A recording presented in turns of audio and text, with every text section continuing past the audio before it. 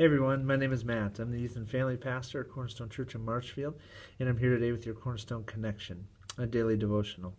Perhaps it's your first time with us. If it is, welcome. We're glad you're here, and I just want you to know that here at Cornerstone, we're reading through the entire Bible in 2 years. And so perhaps you want to join us in the journey. We would love that, and we encourage you to do so. It's a great way for you to read the Bible in a community and converse over the Bible through the YouVersion Bible app. So click the link, join us today, and we find ourselves in two books, one in the Old Testament, one in the New Testament. We're in the book of Exodus, and we're in the Gospel of Luke. Today I'm going to camp us out in the book of Exodus, and we're in chapter 20. Now, Exodus 20 might ring a bell with some of you if you've grown up in church or you've read the Bible a little bit. You know this is the chapter in which God gives Moses and the people of Israel the 10 Commandments. And so we get these 10 laws, and these laws have a purpose. Not only to keep us from sinning, but they also, when we do sin, they reveal our sin. They help us to know that we are not in line with God's will, and to turn and to repent, right? But do you know what I always find interesting whenever I read Exodus 20 and I see the 10 Commandments?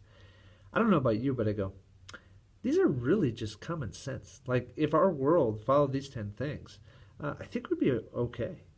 And it's amazing just how much they simply make sense. And they're not really this big list of hard-to-follow rules. They're kind of common sense. So let's just take a quick look at these 10 Commandments in Exodus chapter 20.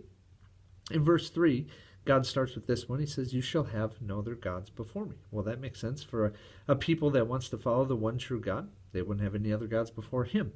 Verse 4, "You shall not make for yourself a carved image or any likeness of anything that is in heaven above, or that is in the earth beneath, or that is in the water under the earth." So God doesn't want them worshiping any sort of image, whether they can see it physically or it's a figurative idol that they're following in life or that we're following in life. They're to worship the one true God. Verse 7, we continue with commandment number 3. "You shall not take the name of the Lord your God in vain, for the Lord will not hold him guiltless who takes his name in vain." This word vain simply means you shall not empty the Lord's name.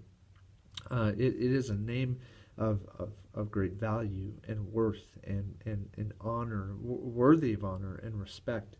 And so we don't want to empty God's name at all. Verse 8, "Remember the Sabbath day to keep it holy." God's given us this day for rest. I love how Jesus talks about it in the New Testament. He says, the Sabbath was made for man, not man for the Sabbath. This is a gift to us. It's something that I need to work on. I struggle with the Sabbath sometimes. Then we jump down to verse 12. God says, "Honor your father and your mother, that your days may be long in the land that the Lord your God is giving you." So this is where we start in the commandments, transitioning from 4 commandments that really have to do with loving God to now 6 commandments that have to do with loving people. Okay, and Jesus summarizes them up in the New Testament as loving God, loving people, right? So we honor your father and mother. That makes sense. Verse 13, "You shall not murder." I think that makes sense. Verse 14, "You shall not commit adultery." Verse 15, "You shall not steal." Both those, I think they make sense to make life go well. Verse 16, "You shall not bear false witness against your neighbor." Don't lie. Verse 17, "You shall not covet your neighbor's house. You shall not covet your neighbor's wife, or his male servant, his female servant, his ox, his donkey, or anything that is your neighbor's." So some of those things may not apply to us today, but there are things that your neighbor has that you may covet. God says, don't do that. It's not going to turn out well.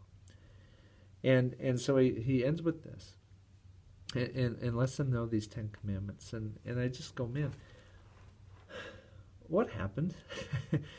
that God needed to spell these types of things out? Because you look at that list of 10, the 4 that really have to do with loving God, the 6 that have to do with loving people, and go, man, that's just common sense. Well, the simple answer is a 3-letter word that starts with S, ends with N, and has an I in the middle. Sin, right? I mean, all the way back in the Garden of Eden, God gives Adam one command. You can enjoy this entire earth. You can enjoy this garden I've given you, work and enjoy it, and eat from every tree that bears fruit. But just, he gives them one command. Stay away from this one tree, the tree of the knowledge of good and evil. And what do Adam and Eve do? They eat of the one tree.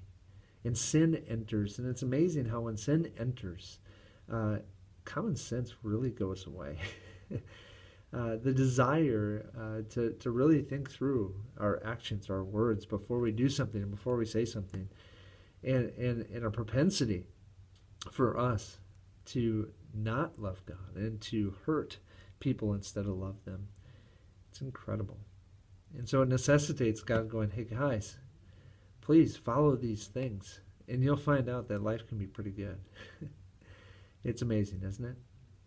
Well, friends, fortunately, God again delivers us, and he gives us and sends us Jesus Christ, who can come into our life and by his Spirit dwells within us and can help us to follow these common sense things, to love him first, to love others second, and to enjoy the life that he's intended for us to enjoy.